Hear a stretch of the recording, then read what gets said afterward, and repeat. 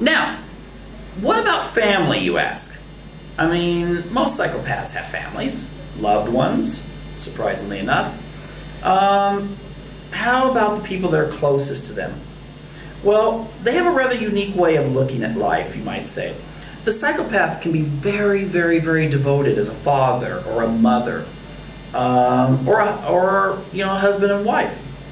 There is a very important thing to consider, though.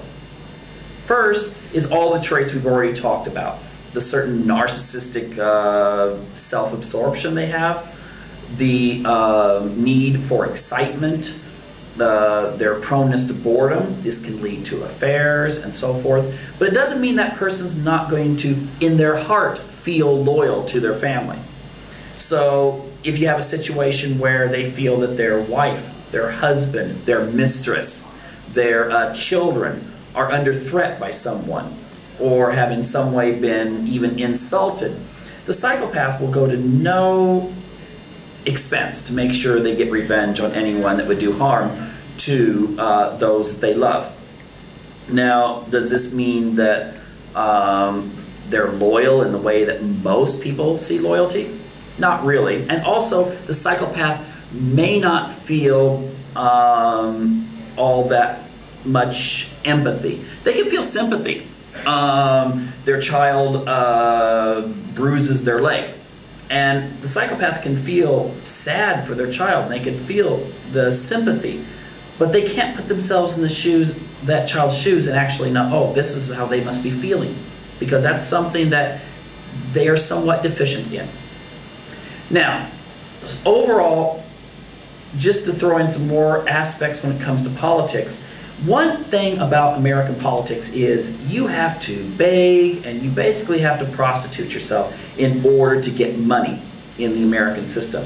That means you've got to go to people that are potential donors and you've got to sit there, you've got to say, oh please, can I have this money? I need to run for office. You give your presentation and hope that they write out a check for you. Many people would feel like, oh my gosh, I cannot possibly do this. I can't ask someone to give me money and I might lose the election and it come to nothing. However, the thing is, with the psychopath, they know they deserve it.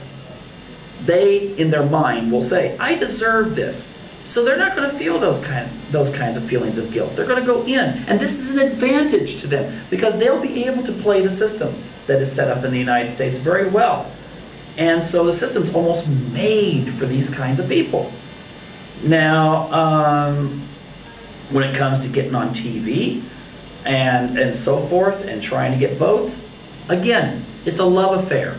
It's not a love affair in the sense of a love affair with the people. It's a love affair with their adoration.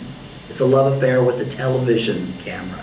That's the way they see life. And you know what? We respond to it. We vote for these people. Oh, he or she is such a wonderful speaker. Oh, they seem to really care about people. You can read it in his or her face. No, the psychopath, they know how to do it just like an actor. So they're playing a role and they're trying to get you to vote for them. Now, again, do they wind up getting in trouble when they get into office? Many times. I mean, newspapers are always filled with political scandal, and that to a large degree could be fueled by the fact that our system weeds out people that don't have these traits. And the thing is, their proneness to boredom is going to lead them to do things that might be out of the norm. And also, they set, again, like I said before, they set their own criteria for right and wrong. So it's not so much that they will say no to something because they feel like, no, that's against the law, it's wrong, it's against ethics. No, if they do follow the rules, it's because they feel like, oh, no, we can't do that because we could get caught. That's their motivation. Now, if they find a way not to get caught, all the better. Now, hopefully this has shed a little bit more light on what psychopaths truly are.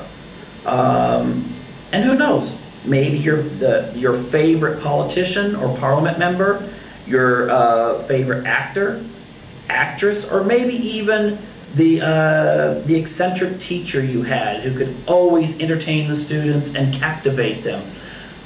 Perhaps. Perhaps not. It's hard to say, but there's no way you can just tell by looking at someone.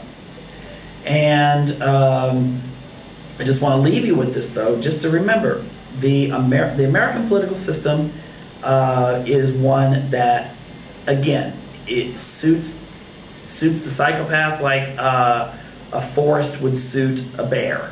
It's their natural home. And so don't feel that if someone does say this person's psychopathic or whatever, they may be right. It's not necessarily an insult, it's a description.